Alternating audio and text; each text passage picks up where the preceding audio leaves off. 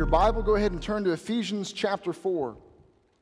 Ephesians chapter 4. I want to read to you from Ephesians chapter 4, verses 11 and 12. It says, "It was He," speaking of Christ, "it was He who gave some to be apostles, some to be prophets, some to be evangelists, and some to be pastors and teachers, to prepare God's people for works of service, so that the body of Christ may be built up." There are a lot of good, church-going, Jesus-loving people who have the wrong idea about how a church is supposed to function. There's a lot of people, maybe even most people in churches, not just our church, but church in general, who believe that the way a church is supposed to operate is that they hire a pastor and maybe hire a handful of staff to go along with them, and it's their responsibility to do God's work. That it's their responsibility to do works of service. And whatever the church's mission and heart and vision is, to reach the community, to feed the needy, whatever it is, that they've got this group of people, and that's what they've hired them for. That's their job. They go and take care of that, and that's the way it's supposed to work. That is a mistake, and it's detrimental in a number of different ways to believe that way and to function that way. Not only is it not biblical, you don't find that model in the Bible, you find what we just read pretty much a reversal of that. That it's the pastors and teachers and the prophets and evangelists, that it's their responsibility, that passage said, to equip God's people, so it's all of us working together to do works of service, to serve. It's not reasonable to think that one person or a handful of people could be effective in doing all the works of service, right? It's just not logical that 1 or 5 or 10 people could be as effective as 100 people or 200 people or 300 people. That it's not just 1 or 2 people visiting. It's not just 1 or 2 people praying for one another. It's not just a handful of people that are coming along and speaking words of encouragement or seeing how they can get involved. And when someone seems anxious or depressed or something's going on, you can begin to get involved in that situation and see how you can help. We want everyone. That's the way it's supposed to function. That's what's laid out for us here. I know one pastor who, he's actually not pastoring now because he's out of the ministry. He's at an age where really he should be in kind of his golden years of ministry. This should be kind of his prime. But he's out of the ministry altogether because he's just frazzled. He's emotionally spent, just burnt out, and not in a healthy enough state emotionally to be in the ministry. I remember when he was pastoring that I would have people from his church tell me on more than one occasion, "We've got the best pastor. Our pastor, he doesn't mind doing anything. In fact, our pastor basically does everything. Our pastor mows the grass. Our pastor, he's our janitor. Our pastor's the maintenance man. He even does our plumbing, everything. That guy does everything." And it was good that he didn't mind doing everything. But again, it's not reasonable that that's the way they would function. First of all, it's detrimental to the body because if he's spending his time doing all of those things, he's probably not getting to spend a whole lot of time in God's Word and in prayer. So when he steps into the pulpit, he's probably not ready to deliver what the people need for nourishment that week, right?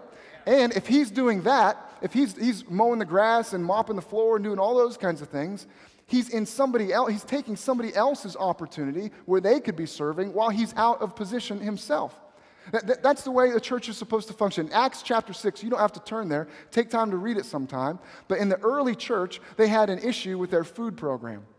Some of you remember this story. They started grumbling and complaining. Someone's got to do something about this. They were upset the way that food was being distributed to needy people. So they came to the apostles and they said, "Listen, someone's got to handle this. Someone should straighten this mess out. There's people being discriminated against. Some people aren't getting as much food as others. This thing is a mess." And if you remember how the apostles responded, it said, "Find among yourselves 7 people who are full of God's Spirit, 7 godly individuals, and let them take care of it." Someone ought to do this. Someone should do this. Someone needs to always be careful when you start to get real agitated. Someone needs to do this. Someone ought to. A lot of times that's God dealing with your heart to get involved. So if on the drive home from church every Sunday, your conversation's like, someone really needs to, someone's got to start. Someone should. Maybe the reason that bothers you so much and you're so sensitive to it and it's so irritating is because God is dealing with you. You're the someone that needs to jump in there and start doing something about it. But the apostles said, "Listen, we shouldn't get involved in the food program. They weren't saying the food program's not important. It wasn't a slam against the food program. They didn't say just shut the thing down. It's all silly anyway. No, they understood that it's valuable. It's important. We need to fix this problem. We need to keep functioning and do a better job. But we can't do it because our job is to spend time in God's Word and spend time in prayer. So it's an opportunity for some other people to get involved and find a place where they can begin to serve. That's the way the Bible tells us a church should operate, and I think it's probably wise as a church to operate the way that the Bible says that a church should operate. I mean, that just to me it makes sense just to do it the way the church says we should do it. I've got this dream. Our leadership as a church, we've kind of got this dream of the church, and a church that is healthy, a church that is strong, a church that is meeting needs in the community, a church where people can come and be refreshed in God's presence and built up, a dream to see individuals and entire families in our community stepping into the newness of life that's only found in Jesus, to see their lives completely changed now and for all eternity, a dream to see them come and get built up and nourished into the point where they can begin to serve and begin to reach other people and see them come up and get built up and nourished in what they need and join this family and then continue to make an impact, entirely change our community, and advance the kingdom of God. It's just this dream that I believe God has put on the inside of us. But again, it's not reasonable that just a few people can pull that kind of thing off. It takes a team of people to be able to see those kinds of dreams become reality. You saw a team of people on the bumper video this morning. People right now serving in the nursery. People right now serving kids. That's a team of people that are helping, taking steps to see this dream move forward. And you're going to be hearing more about it. We're going to start calling all of our different opportunities to serve. It's just overarching title to that. That's our dream team. People working just to make that dream become reality. And we want everyone to find a place where they fit on that dream team to serve. We're changing our connect groups, our small groups we call connect groups. We're going to be changing that and restructuring that a little bit because we want to give people a place, set them up to succeed, that all of God's people would have a place of ministry. Again, that's the way the Bible says we should do it. That's what we want to take steps to do it, how the Bible says we should. So in the past, our connect groups have looked sort of like just a book study. And those are great. If you want to do a book study, we want to come alongside you and make it the best book study ever. If you want to lead a Bible study, that's awesome. But for some people, maybe your area of expertise and the way God has wired you, you're really into hiking or sewing or training animals, or whatever it is. You've got this interest. You like to get together with some people and cook and share recipes.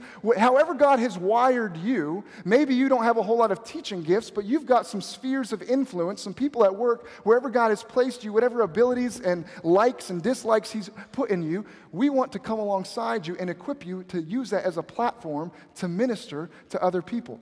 And so next Sunday, we're going to be having a meeting of people that have just even a slight curiosity about connect groups. Maybe, just maybe, you have an interest in leading a connect group, and to come to the meeting, you're not committing to it. You just want to hear a little more how this is going to work, how it's going to look. But I want you to know that we're taking steps so it's not just a few people bearing the brunt, but all of us together as a family serving. And a couple of weeks ago, we started a new series on serving that we're calling the Belvedere syndrome. And we use the analogy, if you don't remember the show Mr. Belvedere, it's not a big deal. Lots of different examples of TV roles on sitcoms where the servant, butler type of person, they're serving, but the way they go about it is so twisted and warped that they go about it, they serve, but it's with attitude. They serve, but it's kind of a snotty serving, and they're arrogant about it and condescending, and they don't really get the heart of what being a servant is supposed to be all about. It's a little bit funny on a sitcom. It's not funny in the body of Christ. Because sometimes we have those same attitudes when it comes to serving. That we condescend, or instead of really serving others, our place of service, it's kind of a backhanded, self-serving way to show off our gifts or try to attract attention. We've got some misconceptions about what it is to serve. So we're taking some time to have our minds renewed by God's Word on what serving is all about. 2 weeks ago, one of the things we said was that in the New Testament, in the Greek, the words that are translated minister or serve ministering or service, to be a servant or to be a minister, those words are interchangeable. They're synonymous. They're one and the same. And sometimes we think of those as two different spheres of things. There's ministry, which in our culture typically involves a microphone and a stage. And there's service, and those are the less important, less significant things. In the New Testament, it's the same word. To be a servant, to be a minister, either one, you should be saying the same thing. So whenever we engage in ministry, it's important that we approach it with the heart of a servant, that we are here to serve. We're just grabbing a towel and washing someone's feet. And when you're serving in whatever capacity, opening up the door for somebody, helping pick up trash after an event, whatever it is, it needs to be done with the understanding and the heart that I am ministering. That service is ministry, ministry is service. It's one and the same. And we looked at Galatians chapter 5. Let's go ahead and turn there. Galatians chapter 5, verse 13. You, my brothers, were called to be free, but do not use your freedom to indulge the sinful nature. Rather, serve one another in love. The entire law is summed up in a single command: love your neighbor as yourself. We talked about this 2 weeks ago. You have a call on your life. God has called you, and that calling is to be free. You've been called to liberty. You've been called to freedom. And there's something inside each one of us. We're born with it, a desire for freedom. That's why things like slavery, that's so terrible, because we just have a longing inside of us. We just know people are meant to be free. And then on the other end of that, God, the call, God beckoning, is to freedom. It's like this magnetism. He set us up that the very fulfillment of what we are so desirous of is in Christ. He is calling us, come and be free. And we're wired to just be so hungry and thirsty for freedom. He's called us to freedom. And we talked about it again 2 weeks ago. But then immediately he says, you're called to freedom, but don't use your freedom to indulge yourself.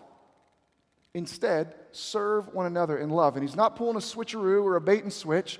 He's not saying you're free, just kidding, do this, this, and this. What he's doing is he's giving us instruction on how to walk in freedom. You're free, but don't use that freedom to sell yourself right back into slavery. Because becoming self-focused and indulgent and having things the way you want, when you want, how you think it's best, that's not freedom. That is bondage that we've been freed from. It's real freedom to be able to care about someone else more than you care about yourself. That's freedom, to be able to shoulder someone else's load or come alongside them. And I don't care about me. Let's talk about you. How can I help you? That is freedom. And the more we do that, the more we learn to walk in freedom. Serve one another. Not just serve one another, though. Serve one another in love. That love is the atmosphere. Love is the mindset that we're in. Love is the mode that we're supposed to be in, the driving force, the motivator, why we serve. Because there's a lot of different reasons people serve. They could serve because of condemnation.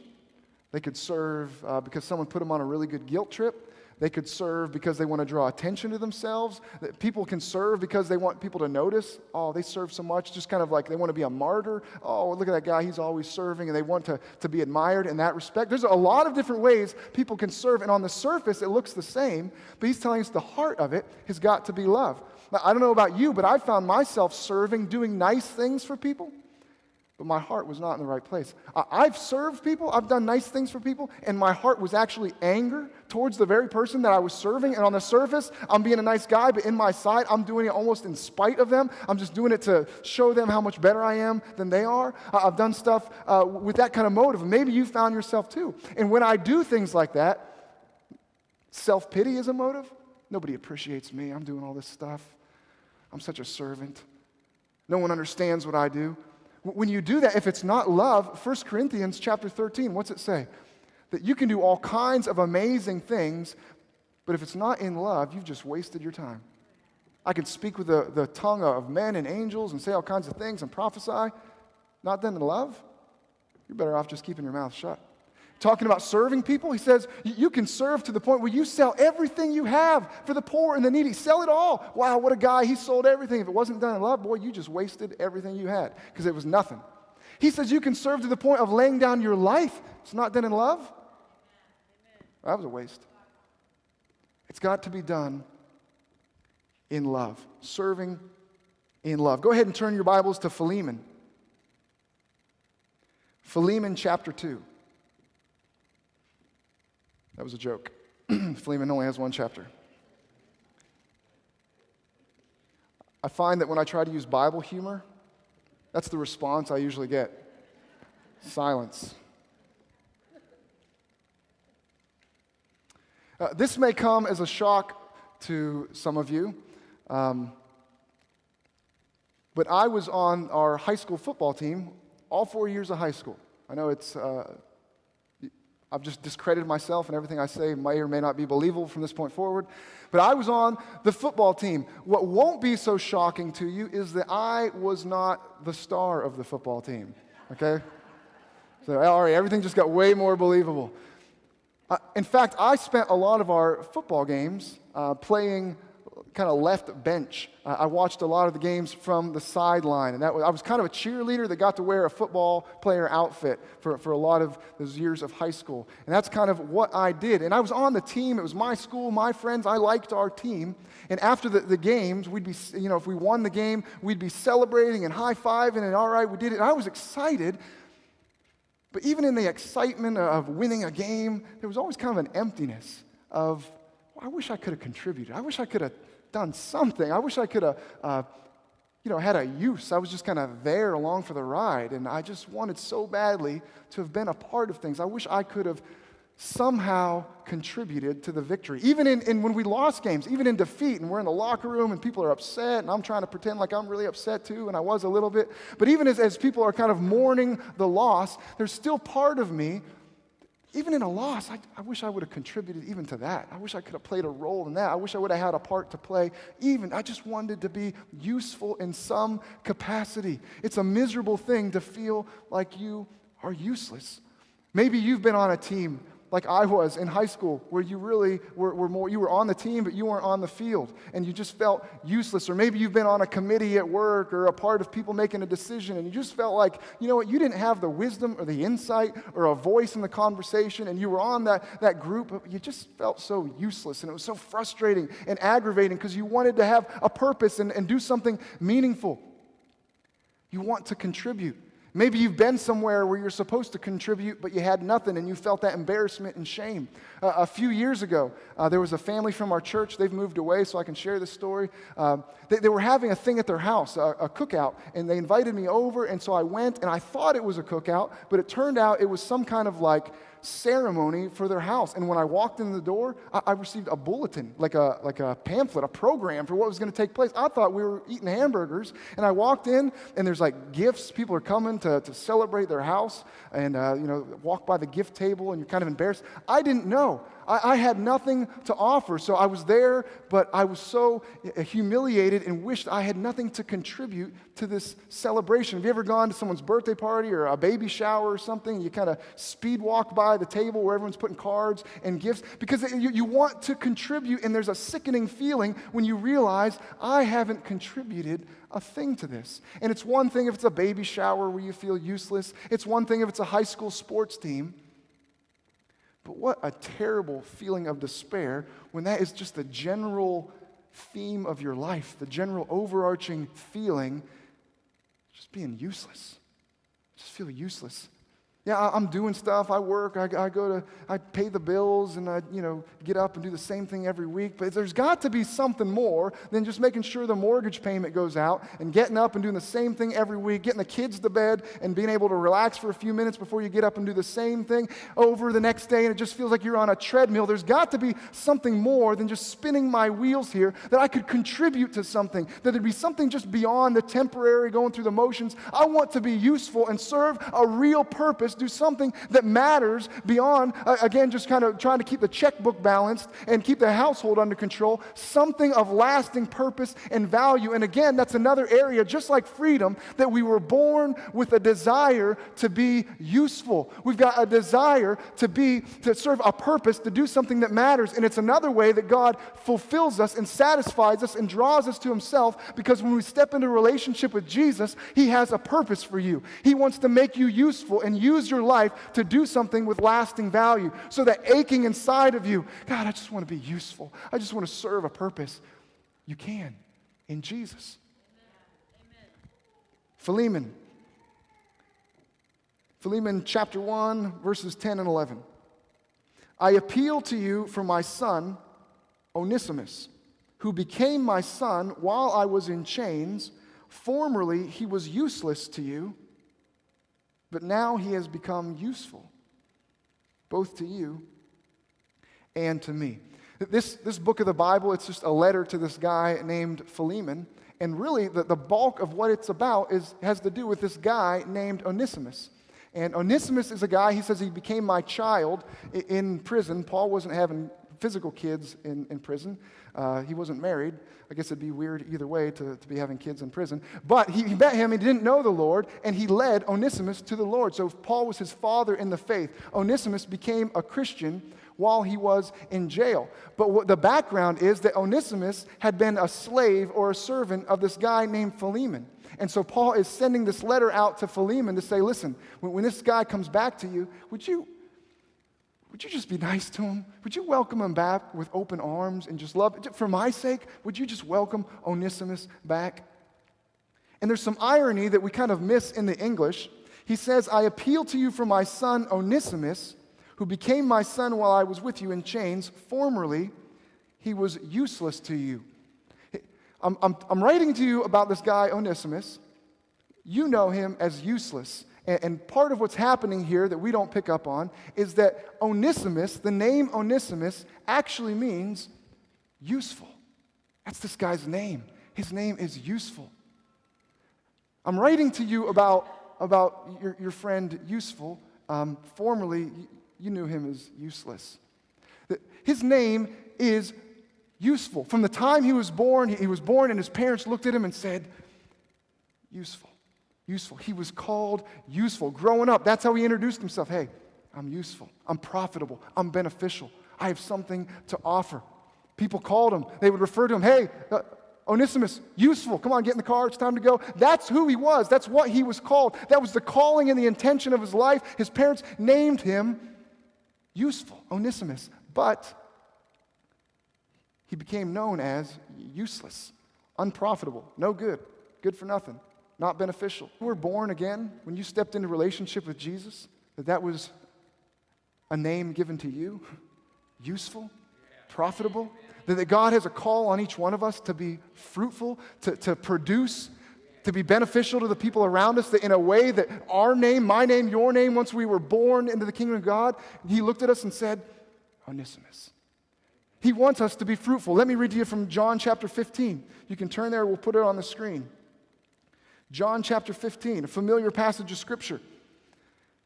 Jesus says in verse 8, this is to my Father's glory that you bear much fruit, showing yourselves to be my disciples. This is what I want from you. I want fruit, produce, that you would be productive, that it would bring my Father glory. And then he jumps down. Let's jump down to verse 11. I have told you this, that my joy may be in you, and that your joy may be complete. My command is this, love each other as I have loved you. Greater love has no one than this, that he lay down his life for his friends. You've been called to be productive, and we're back to love here, and that we talked a couple weeks ago, the practical application of love. Back in Galatians, he says the whole law of serving one another, love your brother, love one another as yourselves. It can all be wrapped up in this, and we're serving one another. It's a practical application, loving each other. It's not enough just to say it. There's a practical application. It plays itself out by serving, and it goes back to loving each other here.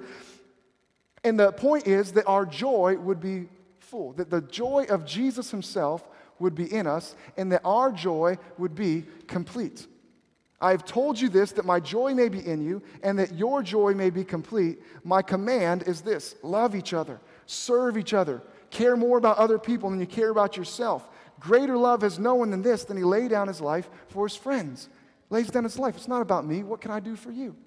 It's not about me. How can we help you and make you better off? That's what serving, that's what love is all about. And the reason he did this is because Jesus knew that we would be satisfied, we would find joy when we were useful, when we would begin to produce in our lives. And that's the call, to be productive, to be fruitful, to be useful. When we don't understand serving biblically, and a lot of times we don't, we talk about loving one another, serving one another, and sometimes the tone is, well, we're Christians, it's church, we got to love them, right? We have to love them. Or hey, we got to serve. I'm a servant. All right, and that's when you do that, when we take that approach, you've missed it. You don't understand. We have not understood. We've got a twisted, warped idea. The Belvedere syndrome has affected us. You're not getting what service is all about. We talked before. Service is about freedom. Here he says, being productive, laying down your life. Why? So that your joy would be full. You would be full of joy, serving one another, loving others, and feeling useful. Useful. Do you know, even though that's the call on your life, even though Jesus wants us to be fruitful, productive, that doesn't necessarily happen. Just because Onesimus was named Onesimus didn't mean that he was Onesimus. His name's Onesimus, but he says you know him as useless. Just because we know Jesus doesn't mean that we're automatically productive. Look in 2 Peter chapter 1. 2 Peter chapter 1. You start reading in verse 5.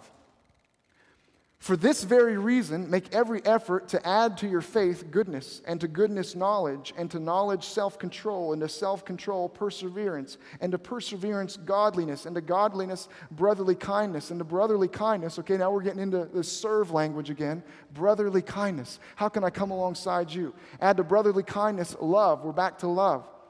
How can I serve you? How can I value you? How can I lay down my life for someone else's benefit?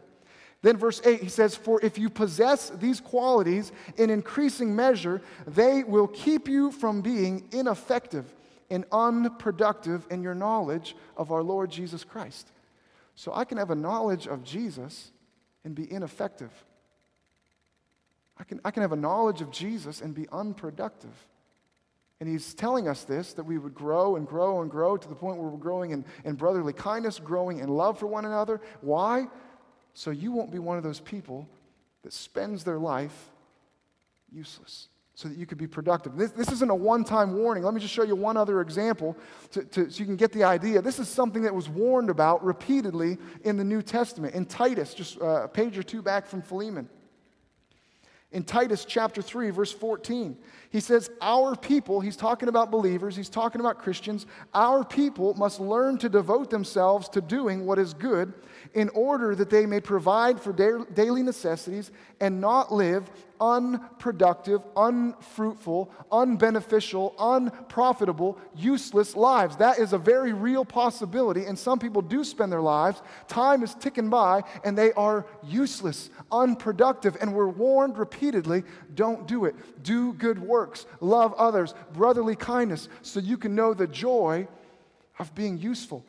You know, I don't believe, and it's not my heart, I don't believe it's God's heart, that in this kind of instruction, like he's trying to get something from us, like he's trying to twist our arm and trying to get us to do something. He's trying to bless us. When he beckons us into service, the only thing he's trying to take from us is a feeling of uselessness. The only thing he's trying to take away from us is a yoke of bondage to pride and selfishness. He's trying to bless us and let us feel the purpose that we were made for. Sometimes when we talk about serving and giving and all that kind of stuff, we always kind of, the shields go up and someone's trying to get something from me. Not necessarily. What if we're told this so that we could know the greatest joy that we ever have, that we could know a sense of fruitfulness and purpose and being useful and live up to that calling that was placed on us when we were born into the kingdom of God? So how is it, back to Philemon, how is it that someone named Onesimus, someone named useful, how is it that they ended up being useless? I'm writing to you about Onesimus. Formerly, he was known to you. You knew him as just being useless, no good. Well, he was a servant, a slave, and he had escaped from Philemon. He ran away. And that's why he was useless. To have a servant that isn't in their place of service, I mean, that's pretty useless, right? If you had a servant who was never around, you didn't know where they were, that's useless. I've got a useless servant. You come over to Philemon's house, and there's no one helping him do the dishes. There's no one helping him get the meal ready. No one answers the door. Philemon, what's going on? Well, I've got a servant. His name's Onesimus, but I don't know where he is. The guy's useless to me. He left. Philemon's out there by himself, planting the field. watering the field, bringing in the harvest, just straining and struggling. He's got some help. He has a servant, but that servant is useless because they're not in their place of service. When you are not in your place of service, that's when you become useless. Now, why would a servant run away from their place of service? Why would he leave Philemon? Why would he escape and just kind of go AWOL and leave and go to another city? Trying to see it from Onesimus' point of view, what would be the motivating drive to do that? Why would someone want to escape their place of service? Freedom, right?